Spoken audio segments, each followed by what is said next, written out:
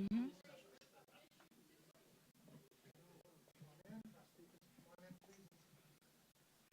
So thank you again here. We have our partners who are with us all coming in, of course, a member of New Orleans City Council, our special agents with ABO, ATF, as well as FBI, ATF, Crime Stoppers, and of New Orleans Police Department. What we will do right now, going to turn over to Superintendent Ann Kirkpatrick, who will begin of our press conference. You ready, Chief? Yes, ma'am. Thank you. Well, good afternoon. I'm joined today by Mayor LaToya Cantrell, members of the City Council, my deputy chiefs, Captain LeJean Rock of the 8th, Captain Kevin Burns from our division, members of our city public safety team, as the mayor say, law enforcement partners. I also want to acknowledge that we have the executive director of our Crime Stop here with us, Ms. Darlene Kuzanza. Also, I believe Mark Romeg is here. Well, we have Kelly Schultz. Okay, thank you for being here. Kelly is with us from the New Orleans and Company. We're here today to provide information on a tragic incident that occurred overnight in the 800 block of South Peter that took the life of one victim and left 11 others. Our thoughts and prayers are with the family of these victims, as well as those who were injured in this event. When I arrived last night on the scene, I saw this young woman lying on the ground. I did immediately pray for the comfort of this family and friends who up this morning grieving deeply. Our victims are not just stats to us. We must speak in terms of stats, but we know there is always a loved one behind every single number. What we can say about this time is happened around right before midnight last night. 8th District officers responded to a call of a shooting at the station. When they arrived, officers found a female that I just referenced. She had been shot and she was declared deceased on the scene. While officers were on the scene, they received multiple reports of other victims with gut wounds from this incident, arriving at hospitals for treatment. Overall, there were 7 adult female victims, 18 are deceased victims, and 5 adult male victims, all injured by gunfire. Our homicide section detectives are actively investigating this incident and working to identify those responsible. As we're still in the preliminary stages of investigation, I'm not able to go into additional details at this time, but when any updates do become available, we will make you aware. We have also been in touch with our law enforcement partners, as you know, in regards to any assist that may be needed as the investigation moves. Public safety is no doubt our #1 top priority for New Orleans. And it is at this time in our most recent gathering of crime statistics, violent crime is indeed currently down 29% overall, and homicides are down 35%. But looking back, we have not had any kind of reported shootings in the 800 block of St. Peter Street since March of 2022. We're asking anyone with information that can assist in the ongoing investigation to contact our homicide division by calling 504-658-5300 or to report information anonymously. We ask that you call Crime Stoppers by calling 504-822-1111. If you call Crime Stoppers, we don't want your name. We just want your information. While we continue to investigate this incident, I can also report to you that arrests have been made in 2 unrelated shooting incidents from this year, including the arrest of the suspect in the homicide last week of Woods End. This morning, the Jefferson Parish Sheriff's Office arrested Tyrell Gilmore in that particular investigation. Suspect Gilmore is currently being held in Jefferson Parish and will be transported back to Orleans Parish to face a charge of second-degree murder in that investigation. I want to commend our homicide section, who is present here right now. Thank you for your diligence in working to identify and locate this particular suspect. I also want to thank Sheriff Lopinto and the Jefferson Parish Sheriff's Office for their assistance. Additionally, police in Georgia just arrested Michael Bates Browder. The NOPD 8th District detectives had identified this particular individual as the perpetrator of a shooting that occurred, if you recall, on Mardi Gras night, February the 13th, in the 100 block of Royal Street.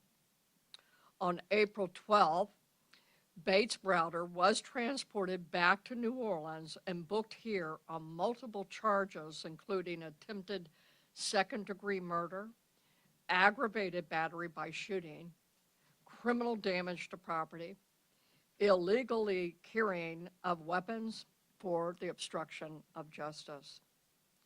I want to underscore that these arrests should tell you that if you pull a trigger of a gun in New Orleans, we will find you.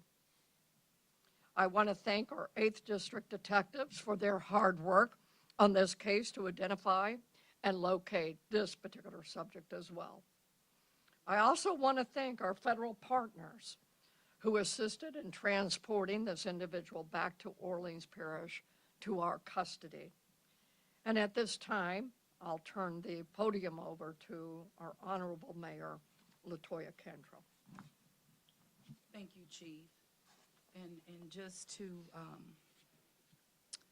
on behalf of the residents of our city, just very sorry about the loss of our victim who succumbed to her injuries on last night and on the scene. Absolutely to those other victims as well. But make no mistake about it, and you've heard this from Chief Ann, that public safety remains our top priority. The New Orleans Police Department, our officers are doing everything possible to bring justice and working in partnership with all of our law enforcement agencies, and I too say thank you. We're going to ensure every step that we bring justice. And this is not tolerated in the city of New Orleans at all. So with that, I am going to ask Councilmember Harris, and she will be followed by Councilmember Thomas to also express their condolences on behalf of the city and share any comments that they want to share with you all and the public at this time. Councilmember Harris. Thank you, Mayor Cantrell. Thank you, Superintendent Kirkpatrick. I also want to thank the 8th District who's handling the investigation of this crime. To have 7 women shot down and 5 men shot is unacceptable in our city. It's unacceptable in District B, and I want to give my condolences to the young woman who was killed. I also want to wish the victims a speedy recovery. But I do want to reiterate that if you pull a trigger or commit a crime in Orleans Parish, you will be caught. So I encourage anybody who has any information about this incident to come forward.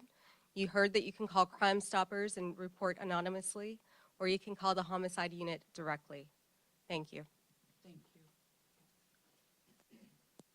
Thank you, Mayor, Councilmember Harris, Chief Kirkpatrick, men and women of law enforcement.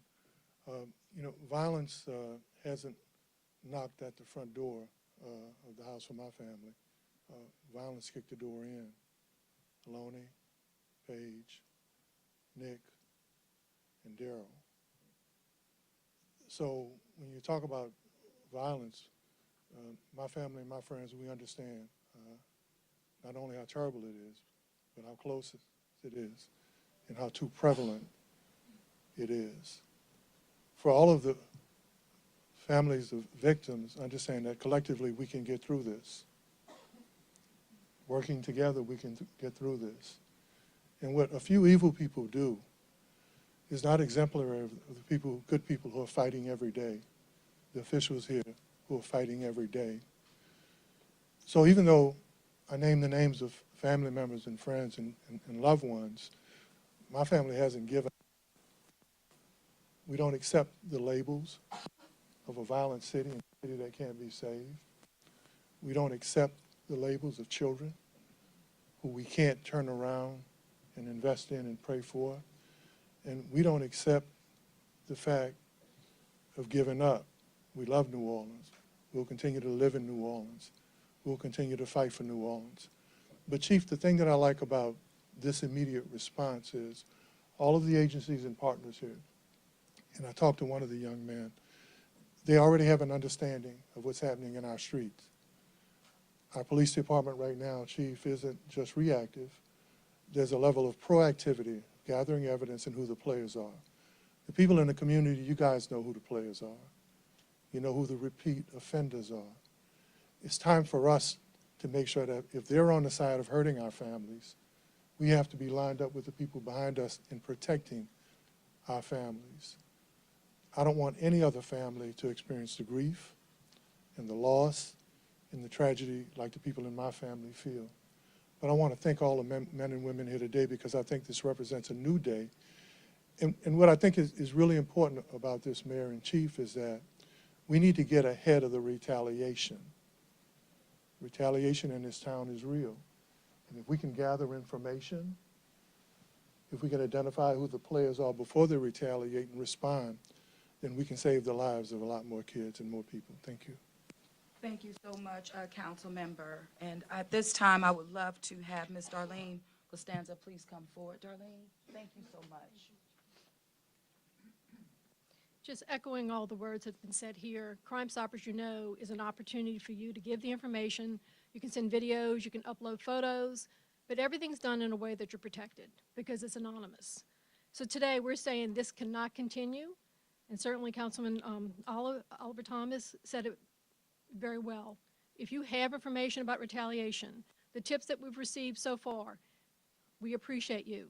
Whether it's vehicles you saw in the area, surveilling the area, whether it's names that you think might be out for retaliation, we need you to give that information swiftly. Now, Crime Stoppers is here today to announce a $5,000 cash reward. $5,000 cash. You're never identified. We need that for the arrest in this case. But we're also adding to the fact that no one should be pulling these triggers. No one should be shooting up our streets. You give us the weapon that happened to land the fatal shot or involved in any of these shootings, it's $1,000 for that weapon. If there's more than one weapon, and I don't have that information, but it's $1,000 for every weapon that could be linked to this crime. So again, the money's there. The ability for you to come anonymously without fear is there. Just make the call or go online to crimestoppersgno.org and send us your information. Thank you. Thank you so much, Chief. So this is what we can share with you today. We thank you for coming forward. I think you may have a question or two. Is that right? Okay. We'll start from the left. Remember, 2 rounds of questions. First round will be concerning the Peter Street incident. Second round will be concerning the 2 clearances by arrest. So we'll start to our left right here, Carly with Axios. Hi, Chief Carly Garcia. Do you have any updates about the hospitalized victims and what their conditions are, how serious they are? Actually, I'm going to turn to Chief Lebrano. Chief Lebrano is the chief over the investigative unit, and he may have the most current information. As of this morning, they were stable, But Chief Lebrano, I'm going to ask you, you might answer most of the questions. That's correct, Superintendent. As of this morning, the remaining 11 victims were all in stable condition or had been released. How many are still hospitalized or have not? I don't have that number, an updated number yet. Any details that you guys can provide on the EMS response last night, how quickly they were on scene, how many units were arrived on scene as to the mass shooting event? They transported 4. Issues with Actually, Captain. Yeah, Roberts, Captain Roberts he's the commanded captain 8th over that District. So his people were the ones on the scene first. Yes, So go ahead, a Captain. lot of the victims arrived at the hospital via private conveyance. Several were transported by EMS. It was rather quickly. Yes, they were there within minutes. Yes, ma'am. Yes, sir.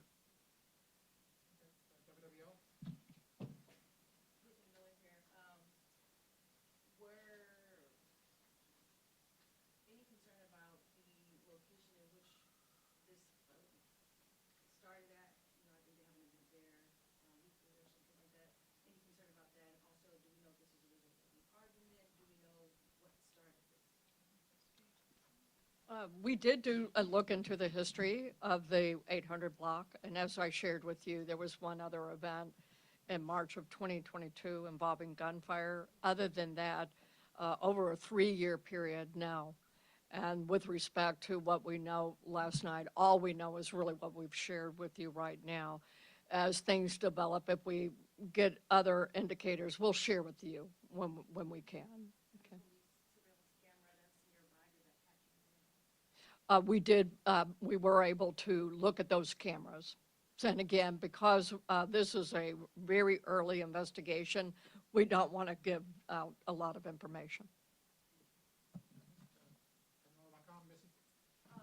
According to the major offense log, some other victims sustained injuries that weren't related to gunfire. Can you share the nature of those injuries and their condition of those individuals? Unless someone knows differently, you can address that. Concerning this incident, so originally when all the information came in, we believe we had 11 victims. After the hospital, after everybody went to the hospital, it was determined that we had 12. That's including the decedent that was on scene. So that would be 11 surviving victims with some type of injury related to a gunshot wound.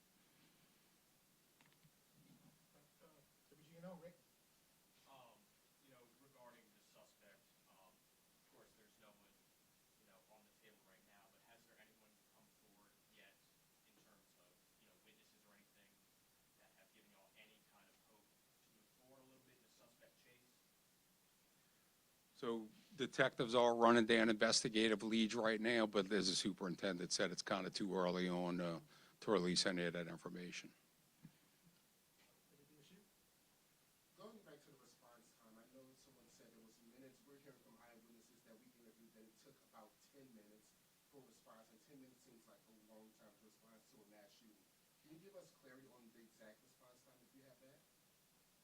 I don't have the exact response time as it relates to what time the EMS took the first victim off scene or when they arrived.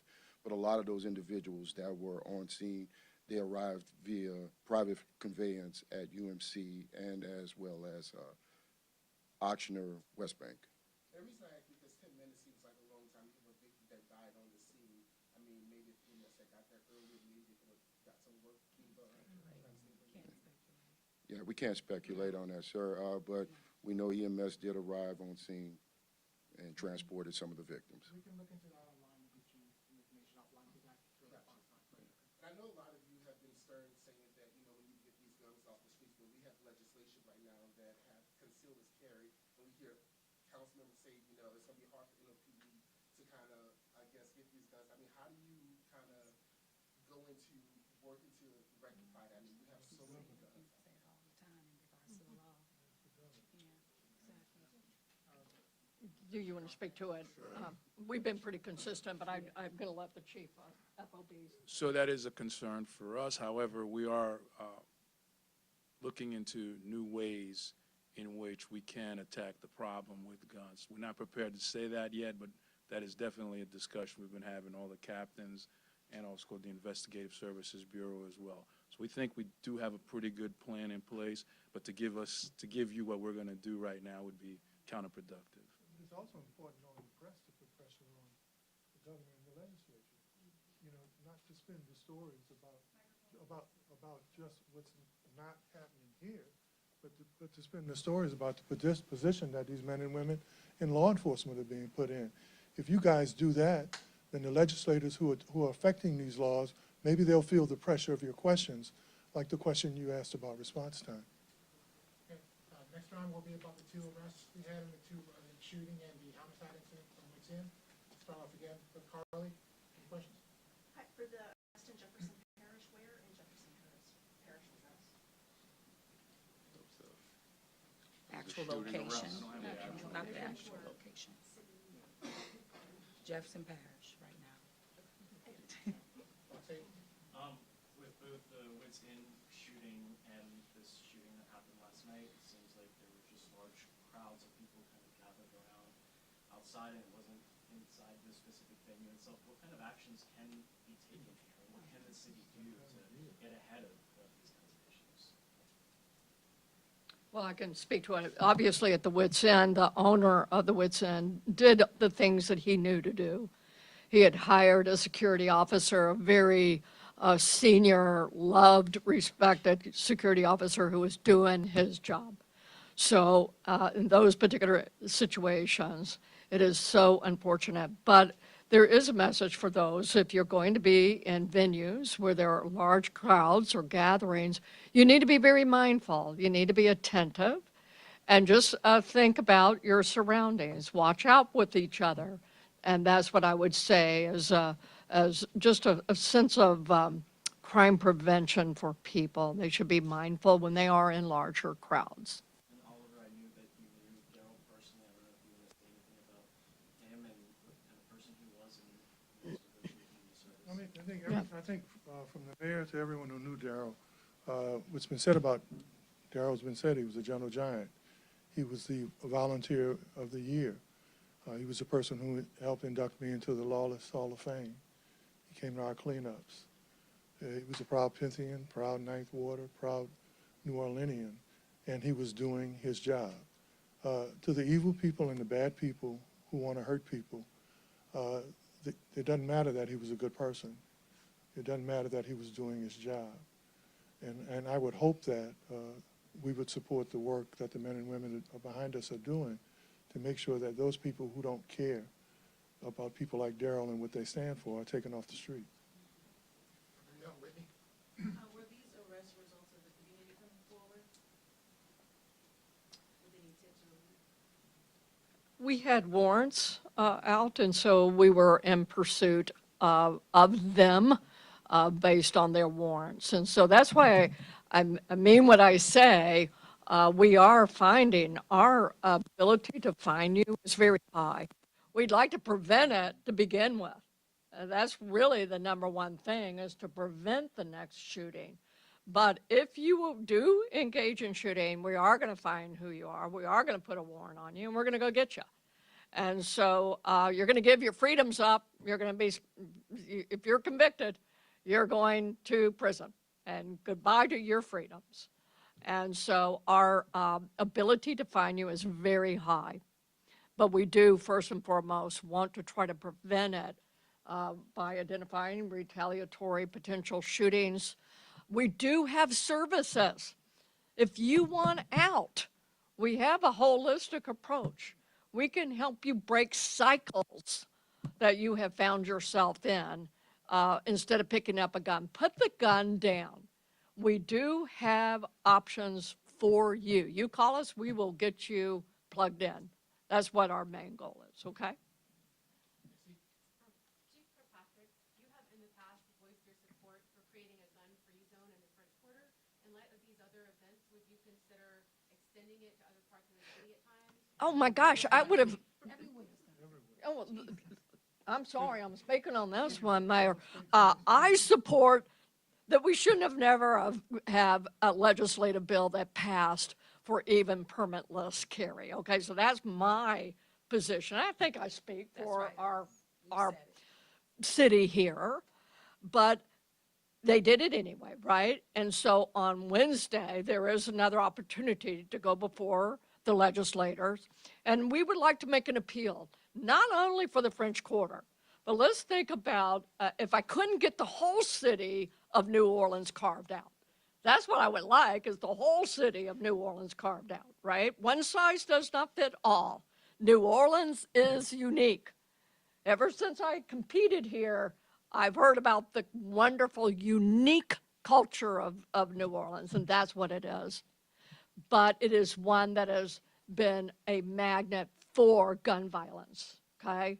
So New Orleans should be cut out. If I can't get all of New Orleans, not just the French Quarter, but to use the terminology I believe Chief Gernon used it this morning, who's not in the room, but the hospitality area. To me, that would be, is it Carrollton to the river? All of the warehouse district. So like Calliope, all the way. I'm sorry, I'm still learning my streets. And District C. The hospitality district. So for instance, last night's shooting was not in the quarter. It was in the warehouse district. So we need as broad of a gun-free zone as possible. And that would include what I would call that hospitality zone. So you've got the Superdome all the way down Poydras. Think about all the people who are going to leave those venues and they're going to walk down to go to the hospitality areas. Okay, that's what I would be saying. All right, let's not go backwards in gun violence.